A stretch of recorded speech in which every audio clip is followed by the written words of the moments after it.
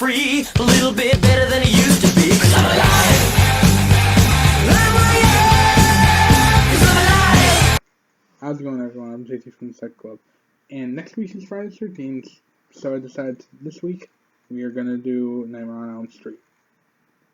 So, I'm only going to do the 6th Robert Englund as Freddy Krueger.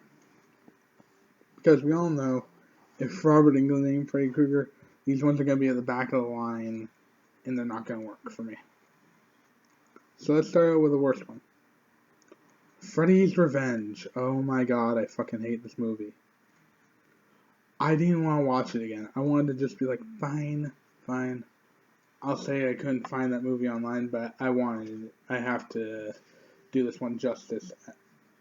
And it doesn't deserve justice. It is a fucking dumpster fire. It's the stain of the movie series. It's like Halloween Resurrection. That's the best way to describe it. It sucked. I didn't like it. So, Freddy tries to take over this kid named Jesse, who screams like a little bitch the whole fucking movie. And he is killed by fire. The thing that killed him the first time. And then the kid named Jesse is somehow still alive after he was being controlled by Freddy. There was dogs with heads on them, which we don't even know what the fuck that's about. But the worst part. So, Jesse goes to a pool party. Jesse is a normal kid who's being controlled by Freddy, but somehow, this isn't in a dream, mind you. He can throw people like 20 feet, he can raise the pool temperature to scalding heat, which is impossible. He can pop beer cans with his fucking mind, since when did Freddy Krueger have telepathy even? And everything's like catching on fire around him. And then he says, "You are all my children now." Okay, I understand. Like, Freddy Krueger, or Jesse, I guess, at this point, has finger knives. You're telling me that not one dumb kid at that party tried to just punch him the fuck out? This guy looks like he hasn't worked out ever. There's no offense to the actor, but, like, literally, like, you're telling me that no one there tried to fight him. One guy tried to negotiate with him and gets thrown into a barbecue. And then on the way out, he's lit on fire. What? And, okay, so, well, he was not lit on fire. I guess that's the wrong way to say it. He walks through flames through the hedge and then gets away. And then, the worst part is, at the end of the movie, oh yeah, we're just gonna forget the mass homicide that he just did. He just killed multiple people. He killed a ton of people at a pool party, killed his coach, killed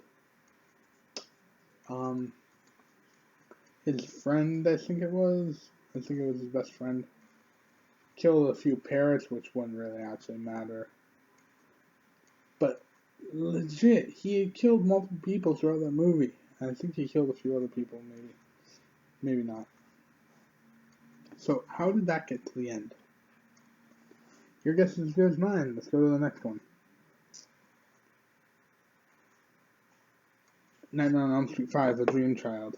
Another one where Freddy tries to possess a child. But this one's unborn, and this unborn child kills him in the end. With some sort of, like, fucking power beam? What the fuck is he, from Dragon Ball Z? Did I get a weird crossover movie? No. And, okay, so then the next thing that happens is Freddy Krueger is killed because his mother's telling the kid to kill him. Plus, the characters in this movie are just absolute garbage. What else happened in that stupid movie that no one liked?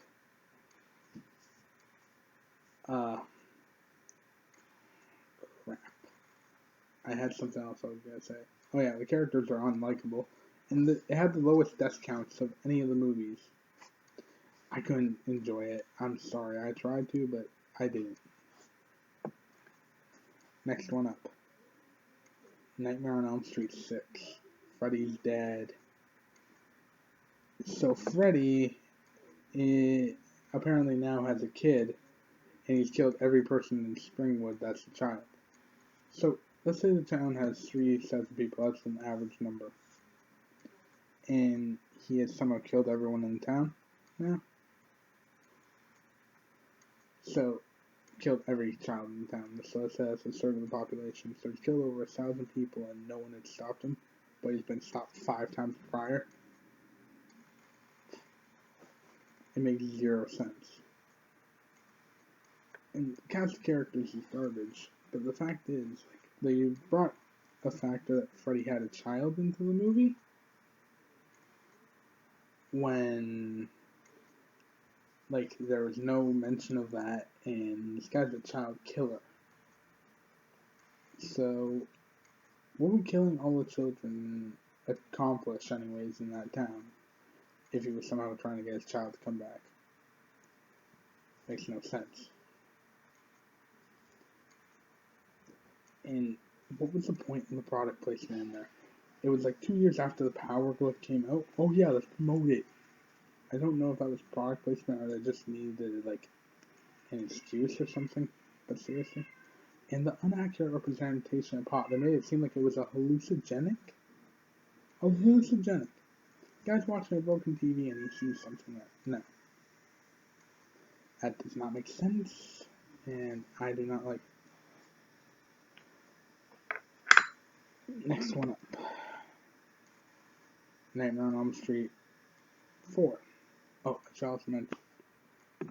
So, the only way to kill Freddy Krueger is by blowing him up. Because that hasn't happened before, apparently. The other thing that I laugh about is Freddy Krueger and surviving the whole whatever the fuck. He died by being blown up, stabbed with his own hand, and a few other things. But didn't he like get torn apart and like blown up in other movies? But they automatically make the end tag Freddy's dead from that. I don't get how that's supposed to work. I don't get how that's enjoyable to anyone. It's kind of like a big fuck you to everyone in the movie. Like you thought, oh, maybe they, I don't know, like trap Freddy somehow in the dream world permanently, or like trap him in the real world and he can never escape or something. But no, you watch it and he dies by an explosion. The one thing that we have seen time and time again. Okay. Let's get on to the next movie before I go into another tirade about how flawed this movie is. Also, I got one more actually. So apparently Freddy Krueger killed all those people at his house. He has a wife and kid there. Oh wow, you know, they've never seen. But apparently he also killed at the boiler room. Just stupid. Now, next one. This one was really fucking close to the end. Like, before number 6. But number 4. You'll know why here. All the new characters, really unlikable. Maybe except for Alice, the main protagonist. But they recasted the girl from Dream Warriors, which was number 3. Then, after recasting her, they killed all the characters from Dream Warriors. Those characters that you've seen in the past movie, oh, I'm so glad they survived. I love that character. We don't need them, we need new characters. So they're all dead. You couldn't just do what you did with 90% of the other movies and just forgot about them? I think they just need more cannon fodder so Freddy could actually pad some kills. So, next up on that. So we get a new protagonist halfway through the movie, which I still don't get is, like, interesting to them. She has the power and she has, just like, there's the new character, characters are what ruined the movie. If they would have kept some of the old characters, they could make the new characters interesting. But no, you kill off all the old characters and try and pad in these new ones halfway through it. It doesn't work. Imagine if you were having one of the best times with your friends, and then you meet 5 new people, and all your friends just disappear, and these new people you just don't mess with. That's how it felt. So, number 4, it's okay, but it was ruined by needing new characters. Next one, I'm gonna get fucking crucified for this. Nightmare on Elm Street 1. I like this one. It's my second favorite, for God's sakes, but it's just... I don't know what to say here. It's scary, but the ending is another one of those ones where it's just a big fuck you to the audience, where, oh yeah, the hero has won, and then you see an awfully designed mannequin fucking rips through the doorway. Oh god. Oh shit, I got the hiccups. But Freddy looks like a fucking joke. So, his hat's stolen. He's failed to kill the character Nancy on multiple occasions. And no one believes her, even when she pulls out the hat. The mother is alcoholic, but gives Nancy hell for drinking coffee. It's like when I drink energy drinks and my friends are like, oh yeah, you really shouldn't drink those, meanwhile they're smoking cigarettes. It's dumb. Dumb as hell. But, now we move on to number 3. I didn't mind number 1, but number 3 had to take the cake here.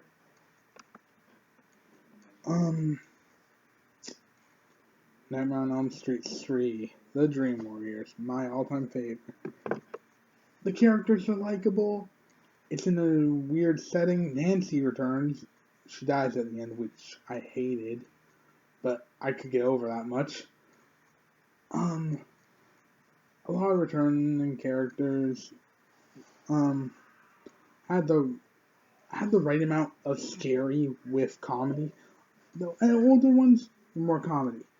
The first one and second one were trying to get fear. First one accomplished, second one did not.